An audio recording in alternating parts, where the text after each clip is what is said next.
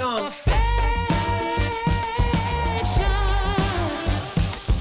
Welcome to 3 Michelin star restaurant Zen by Swedish legend Bjorn Franson.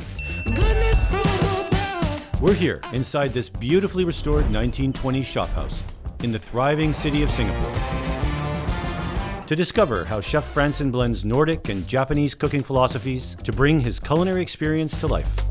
Let's dive in and find out if Zen lives up to its reputation. When you walk into Restaurant Zen, you bring the doorbell outside and you come into this room that is a little bit unexpected. Bright, loud music, interesting artifacts everywhere, photographs, sculptures, pottery, like design elements on the wall. This experience is divided into 3 separate floors. The first floor here is where they have the canapes. They have an open space kitchen and their show box. You take it upstairs to the second floor where you have all your mains. And then at the very top floor, the third, is where you have your desserts and your petit fours. The atmosphere and design up there, it's more intimate and dark. Kind of an interesting dynamic experience. And we're about to have canapes. Let's enjoy. Tonight's menu cost $450 per person, and we had 1 alcoholic and 1 non-alcoholic pairing.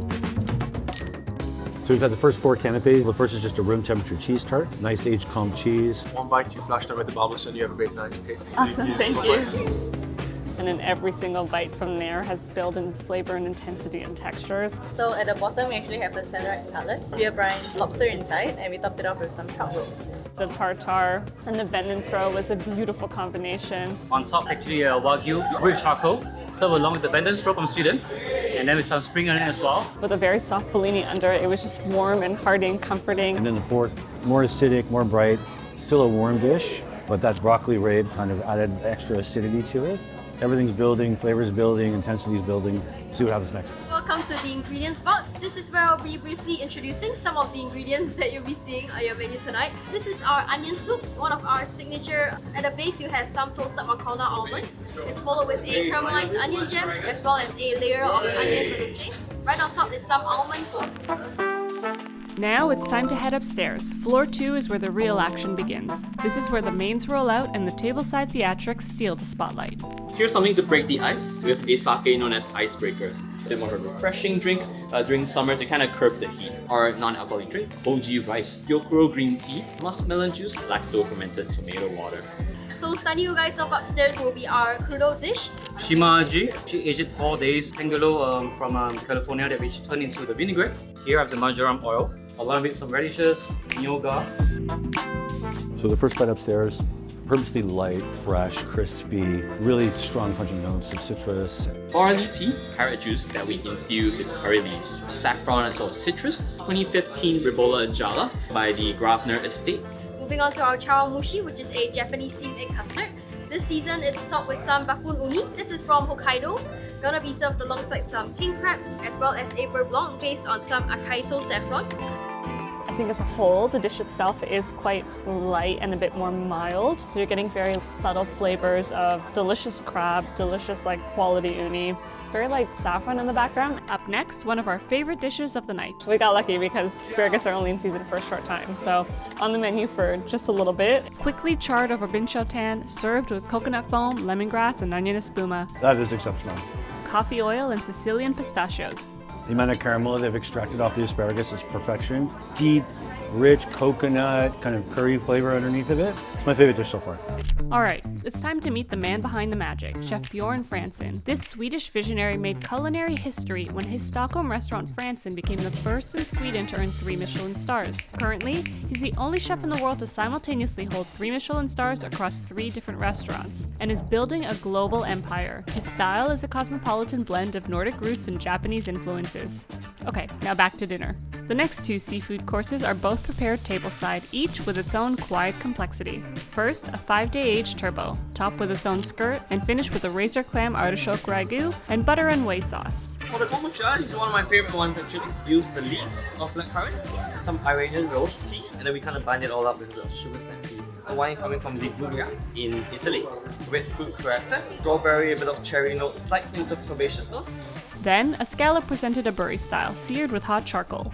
Paired with a seared foie gras and a sauce of campote and long pepper, finished with yuzu caramel, dehydrated black currants, hazelnut, and spruce. In terms of flavor elements, like it kind of hits all the notes, charcoal, smoky, a lot of bitter and acid from the black currants, a lot of rich umami flavor from the sauce. So just a little note about service here. I would say the service here is standout, very genuine, very attentive, very personable. I would say everyone's like really engaged. Interesting notes. We have toothbrushes in the bathroom. I didn't use it, but I might later. Choose your weapons for your main course now. Brand called Nordic. So they make the steels and the handles. They've been making these for over 400 years now as a heritage back in their days to hand down to their sons and grandsons as hunting knives. Normally you get these very like traditional classic knives. This one is very playful and colorful and it's filled with like personality.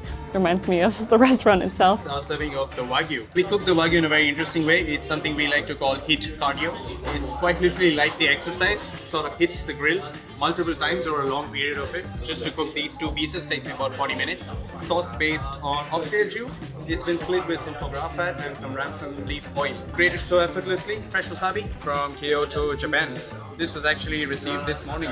Very generous portion of Wagyu. The quality of the beef exceptional. The way they cooked it for me, not personally my favorite. I'll try to explain why. The benefit of cooking it interval style, it reduces the fattiness. So like the fattiness kind of melts off. You're not going to get like that gelatinous fatty flavor, which for me is better. The argument against that is that when you cook it that way, you don't get the like the seared caramel nutty flavor of the Wagyu that like kind of stands out. It's debatable. Like I don't know what everyone thinks about that. That's just a personal flavor for me. Over the years, we've seen this dish take on countless forms. Unagi with double aged beef, avocado and caviar, even smoked grilled king crab with uni, ukura, and lardo. But no matter the version, one thing stays the same. This is Frantzén's French toast, a signature since 2008. At Zen, it's served in its most classic form. A slice of sourdough soaked in brown butter, crisp to perfection, topped with Parmesan cheese, 25-year-age Modena balsamic, and a generous layer of black truffle. Rich, savory, and unforgettable. The essence of a rhubarb and strawberries. That kicks you right into dessert. Like super cold, super acidic. Sour notes that just makes you pucker up.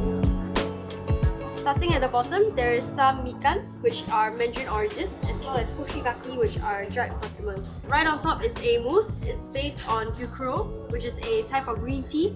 A ice cream based on Jingxuan oolong, as well as salted carrot. And lastly, it's gonna be finished off with a tuile. This is made out of matcha. Very well composed dessert. Tastes like mandarin, matcha. The oolong ice cream has a very interesting texture. It doesn't taste like ice cream. It almost has like this very like mild whipped consistency. A lot of nice flavor elements, a lot of nice texture elements. Really, really complex, really fun. As we head upstairs for dessert, it's clear Singapore has exploded onto the global fine dining map. 3-star heavyweights like Odette, Les Amis, and of course Zen set the standard, while a steady wave of new kitchens keep raising the bar with bold flavors and sharp execution. Tasmanian whiskey. Has anybody ever heard of Tasmanian whiskey? Not me. The awayuki strawberries. On top, pine cone from Sweden. Move in the center, we have the Miyazaki mango and yuzu rest onto it. Lastly will be the masked melon.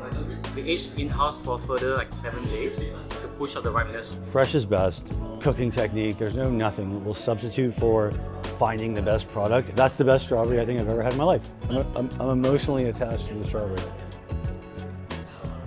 We need to go to Japan, like tomorrow.